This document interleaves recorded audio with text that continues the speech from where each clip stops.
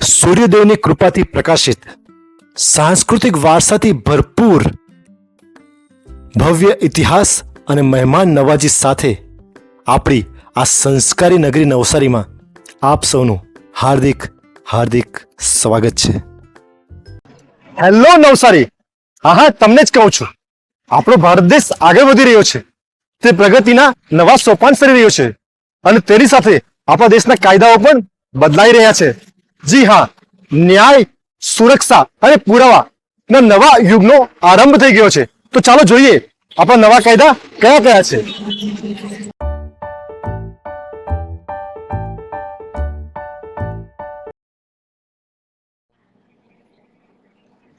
જય શ્રી કૃષ્ણ.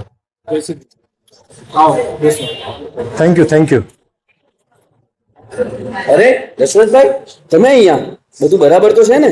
સંકેતભાઈ, શું કહું, મારો મોબાઈલ ચોરી થઈ ગયો હતો, પરંતુ આપણે શરીફ ઘરના લોકો પોલીસ સ્ટેશન પર કમ્પ્લેન આપતા અને ડર લાગે, પરંતુ નવસારી પોલીસે આપણને આ નવા કાયદાઓ દ્વારા લોકોને EFIR કરવા માટેની જાગૃતિ આપી હતી. એટલે મેં તરત જ મારા મોબાઈલ ચોરીની વિગત EFIR દ્વારા ગુજરાત સ્ટેટ પોલીસના પોર્ટલ પર કરી દીધી. તમે માનશો નહીં, ખૂબ જ ઝડપી મારો મોબાઈલ મને પાછો મળી ગયો. એટલે આજે હું સ્પેશિયલ તમારો ધન્યવાદ કરવા આવ્યો છું. Thank you very much. I am very happy that I am in a safe hand of Navsari and Gujarat Police. તમે હંમેશા સલામત છો. ગુનેગારો સામે તરત જ કાર્યવાહી કરવામાં આવે છે. પોલીસ તમારી સુરક્ષા માટે જ છે. જનતાની સુરક્ષા એ અમારી પ્રાથમિકતા છે અને જનતાનો વિશ્વાસ એ અમારી જીત છે. હા, ખરેખર જોરદાર. નવો કાયદો, નવો વિશ્વાસ. આવા નવા કાયદાઓ આપણા દેશમાં ઝડપી ન્યાયની સુવિધા અને સુરક્ષા આપે છે. તો ચાલો તેને સમજીએ અને અનુસરીએ. ચાલો દેશ માટે, ન્યાય માટે, સુરક્ષા માટે.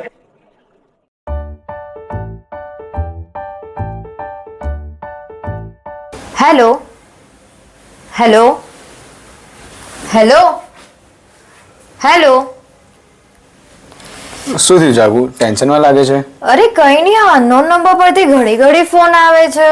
હવે ડર નહીં, હવે જાગવાનો ટાઈમ આવી ગયો છે. મહિલા હેલ્પલાઇન નંબર છે 181, એના પર ડાયરેક્ટ કોલ કર અને તારી પ્રોબ્લેમ કહી દે. ઓકે. हेलो. नमस्कार, गाइडेड सुबारा में आपका स्वागत है. बताइए आपकी क्या समस्या है, मैं क्या सहायता कर सकती हूँ? અરે વાહ, મને મદદ જોઈતી હતી ને ફક્ત એક કોલથી મને ફોન પર જ મદદ મળી ગઈ. થેન્ક્સ ટુ નવસારી પોલીસ, જેમણે મને હેલ્પ કરી. Thank you. નવા કાયદાઓમાં મહિલાઓ અને બાળકોના રક્ષણની ખાસ જોગવાઈ થઈ છે તથા ગંભીર ગુનાઓ માટે વધુ કડક સજા થશે.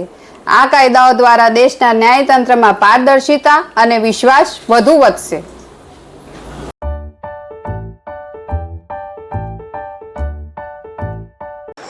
હવે પુરાવાનો નવો અધ્યાય શરૂ થયો છે.